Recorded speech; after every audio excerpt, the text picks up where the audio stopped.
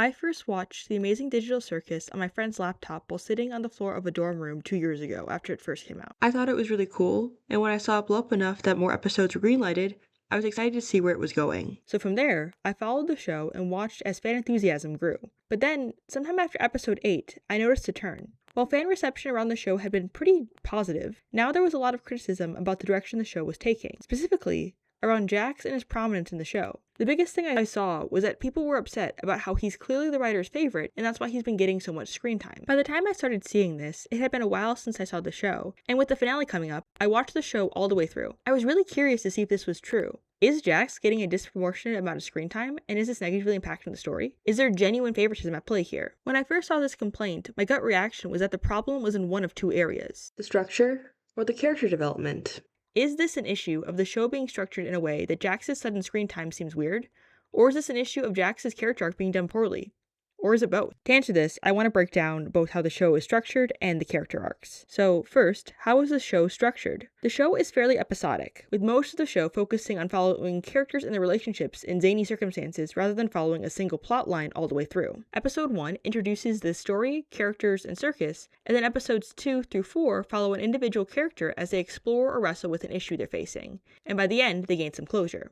Episode 2 follows Pomni's struggles with feeling like she doesn't matter. Episode 3 explores Kinger's madness and shows Pomni and the viewers a window into who he really is. And episode 4 follows Gangle and her struggle with her mental health and how that impacts her relationships. So far, that's a pretty consistent structure.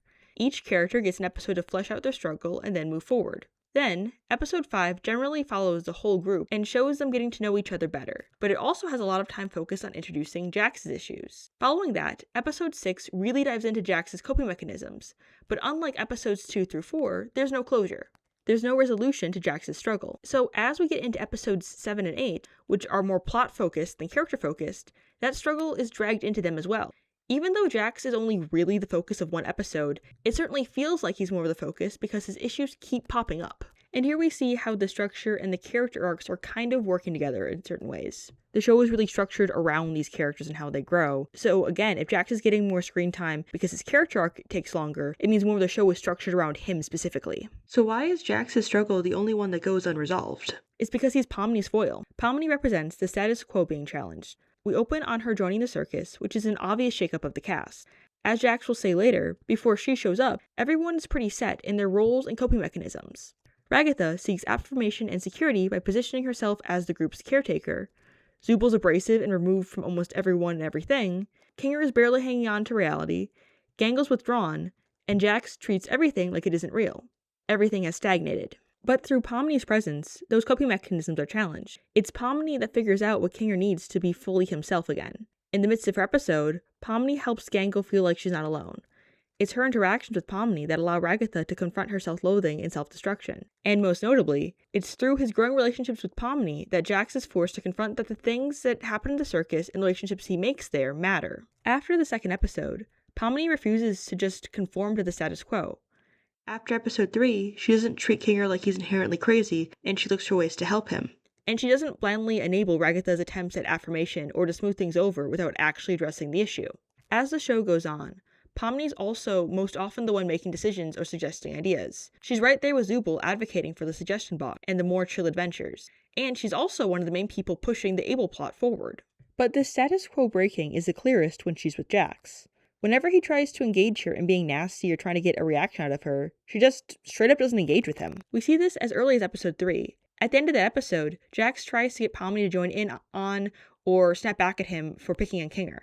But she doesn't engage with either, and this causes Jax to show his first genuine emotional reaction since the funeral. Whenever she's interacting with Jax, she's either treating him like a regular person, or she's intentionally not feeding into whatever he's trying to bait her into doing. If Pomni represents a change to the status quo, then it makes sense that her foil is the person who relies the most on the status quo always remaining the same. Jax needs everything to be stagnant to prove to himself that none of this matters. Life changes. Cartoons don't. They wear the same outfit every day. No matter how many adventures they go on, they stay basically the same. They can have any amount of abuse hurled at their weird cartoon bodies and they just pop back to being normal. They don't need to breathe. They don't need to eat. No matter what happens to them, everything just resets by the end of the day. Nothing really matters. But not only does Pomni refuse to engage with him in dehumanizing everyone else, she also treats him like a person. And she's the only one who really does this. Everyone else believes what Jax believes about himself. He can't change. He's the one who's here to be the villain, and he's comfortable with that. He's not comfortable with being treated like a person. Because if his relationships with the rest of the circus remain antagonistic, then great, that's another form of stagnation, that's another form of the status quo being unchallenged. But if someone starts to grow to like him and be attached to him, that's a challenge to his assertion that nothing matters, everything stays the same, they're just cartoons. Another thing that sets Jax's arc apart from the rest of the cast is that everyone else wants to change. None of the other characters are happy with where they are, and their coping mechanisms are in place because they seem to believe that that's as good as they're going to get. So when they're given an opportunity to grow beyond them or be helped out of their spot, they take it. Jax doesn't want to change. That's kind of his whole deal. So it makes sense that he would be the most resistant to character growth, and that's why his arc is the longest. So these two make a lot of sense as the main characters, or as I see it, the protagonist and antagonist. If not plot-wise, then certainly thematically. If the theme is finding purpose in a stagnant world, the one standing in the way of that isn't actually Kane.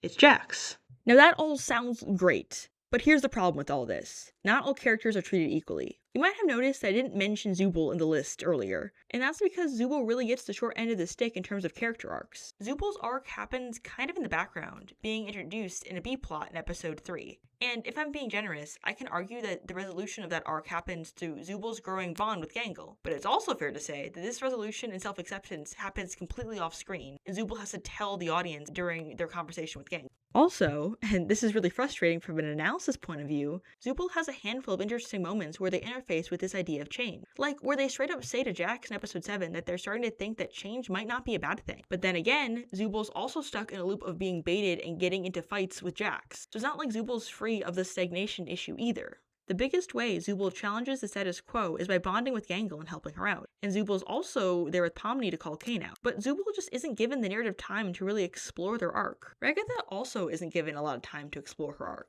It's less bad than Zubul, since Ragatha gets a lot more screen time and interacts with Pomni way more, but all of her big moments are fit into episodes 5 and 6, which are primarily focused on Jax. And again, that's pretty frustrating because Ragatha is such an interesting character. I think her internal conflict is complex enough that it could have had its whole episode, but instead, it was pushed into the background. The problem I was finding is it isn't that Jax's arc is bloated or takes up too much time, it's that the other arcs, specifically Ragatha's and Zubul's, aren't given enough time. If everyone else got a moment in the sun to really explore their internal conflict, and then the last episodes were about Jax and his issues, I think it would have come across a lot better because it wouldn't seem like Jax is crowding out everyone else. Instead, it would seem like everyone had gone through the hard work to grow, and Jax was the only one lagging behind. The structure would support the themes and the character arcs rather than working against it. But my conclusion on whether or not Jax's arc is cringe will all depend on how the finale wraps his arc and everything else up. So, based on what the show sets up with the arcs, how does the finale do? Well, you can tell I wrote and recorded all that before the finale aired because I still had hope in my voice. Okay, in all seriousness, the finale was fine. There wasn't anything crazy bad in it, it was still comprehensible, and there were some elements I really liked, but overall it was just mid. I think one of the biggest problems with the finale is that it's structured really weirdly. We get the reveal of the brain scans and that none of them are real, with no build-up. It almost feels like that was meant to be the end of episode stinger, but instead, it's dropped within the first few minutes. The structure of the episode doesn't do anything to support this reveal. The episode feels like it has two main sections. The Jax section and the Kane section. And those two sections don't really feel like they connect or like they cause one another. They're just put in that order because that's the order they happen to chronologically occur in. It seems like the team at Glitch is used to structuring stories that are 20 to 30 minutes long and just wasn't really experienced enough at structuring an episode that was this long. Any arc, no matter how good, put within the structure would end up feeling weird. So, how does Jax's arc end? It's a freezing cold take to say that this episode has issues because it's oops all Jax, but my biggest problem with Jax's backstory, the Jax story if you will, is that it doesn't actually add any new information to the story. I don't feel like I have a better understanding of Jax's character, and it's not like it brings any additional resolution. That whole 23.5-minute chunk just tells us that Jax pushed Ribbit away, and that eventually made Ribbit abstract, and that Jax's rampant bullying and pretending that everything doesn't matter is just a big coping mechanism. Which, yeah, I got that. I thought that's what all of this was telling us. The only detail that we technically didn't know and couldn't have guessed at from what we already got is that Jax and Ribbit's friendship ended before she abstracted because Jax was mean to her. But we didn't need that. The problem with the Jax story is that there's no forward momentum. This isn't actually doing anything to resolve Jax's character arc or change anything. This is just giving us context as to why Jax acts this way, which we didn't really need. That was already clear. This feels like the backstory of the Avatar we got in The Legend of Korra. It was interesting, I guess, but it was such an unnecessary pit stop on what was otherwise a really interesting season. Learning facts about the world that didn't actually improve the story. In fact, I preferred things when they were more ambiguous. It felt like the writers trusted us more, and I liked having room to speculate. It also doubles down on the problem I mentioned earlier with characters like Zubul and Ragatha not getting the attention they need in the story. And that felt really obvious when the gang saves Pomni from Jax's abstraction. It's meant to feel like a big power friendship moment, but again, there hasn't been enough time spent developing the group's bonds and dynamics for this to feel like an earned solution. Don't even get me started on this scene, where it feels like the writers are screaming at us that Pomni and Ragatha are friends, trust us please, because they kind of forgot to show us that this whole time. If you're going to write a character-centric story and have the resolutions be based on the bonds those characters create, you have to spend time beforehand developing those bonds. It's like what I said in my Has-Been video. I said the season 2 finale sucked because it solved a concrete problem with a solution it just pulled out of nowhere. That applies to character arcs too. Setup and payoff is one of the coolest and most fun writing techniques. Why are so many writers forgetting to do it? It's so fun! Guys, this is the fun part of stories, is setting up things and then getting to call back to them later on. Please do it correctly. It's like this episode forgets that it's meant to be a series finale until halfway through. As the finale, it needs to wrap everything up. Instead, it spends a lot of the runtime wrapping up one specific character, and through flashbacks, no less. As a rule, flashbacks should be kept to a minimum because they can't actually move a story forward. It's only giving us context, and so it should be used pretty sparingly and when it's absolutely necessary. A series finale is not the time to spend a third of the runtime of the episode going into the past. The amount of time we spend on Jax's backstory is the length of a regular episode. That's too much. Okay, so with all that in mind, how could this finale have worked? Well, I actually do really like the concept of Pomni going to try to save Jax. It plays back to the first episode where Pomni faces Kaufmo's abstraction and runs away scared and isn't able to help Ragatha. But this time, when she faces an abstraction and someone in danger, she runs towards the abstraction to help instead of away from it. So it could have been cool that if, instead of just Jax abstracting, everyone else except Pomni and Kinger abstract or start to abstract. Pomni is determined to save them, so she and Kinger come up with a plan to save them. Maybe with his newly rediscovered coding abilities, Kinger figures out that if she can reach out to her friends and start to bring them back to themselves, he can cure them. Maybe there's a time limit, so he can save them if they catch it right away, but if the abstraction goes on too long, he won't be able to do anything. So, same deal.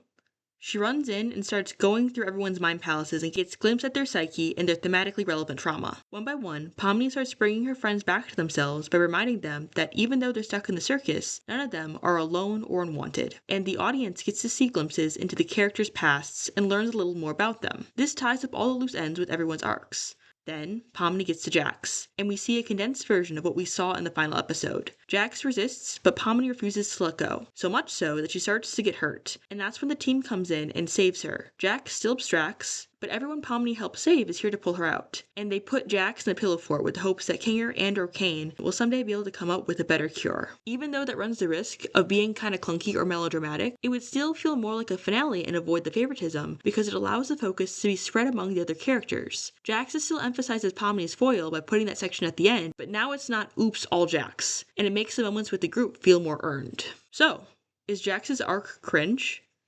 Kinda. While there are a lot of interesting ideas in the show, the way everything is structured and paced means there's really obvious favoritism, and that makes the whole story feel imbalanced. And it sucks because it didn't have to be that way. Pomni and Jax had a really interesting dynamic that I did enjoy and like seeing explored, but I feel like either writer favoritism or pressure to give into fan service weakened the finale by overemphasizing Jax's character and elements that weren't really needed to tell a compelling story. So do I think the finale reflects my idea of Jax and Pomni being foils? We still see them in their roles of representing change and stagnation respectively, and we get to see the conclusion of where stagnation and change bring you. But because of how long Jax's backstory takes, it's not done nearly as effectively as it could have been. Again, the story is distracted. I still believe that in most of the show, Jax's arc would have been fine, but the finale is really the cherry on top that makes this arc take up too much space. I still like this show, and I think there's a lot to enjoy here, but I don't think I'll be coming back to this episode during my next rewatch. Thank you so much for watching and exploring the story with me, and thank you so much to everyone who watched my last couple videos and subscribed. I'm so blown away by it and thankful for all of you. Heads up, getting these 3 videos out so close together isn't typical for me. I had the has-been videos sitting in my drive for a while because I was too much of a coward to post them, but I told myself that if I wanted to talk about the Amazing Digital Circus in a timely manner, I had to post those first. So there's going to be a bit of a longer gap between this video and the next one, so if you stick around, thank you. And if you don't, I'm glad you stopped by. I'll see you all soon.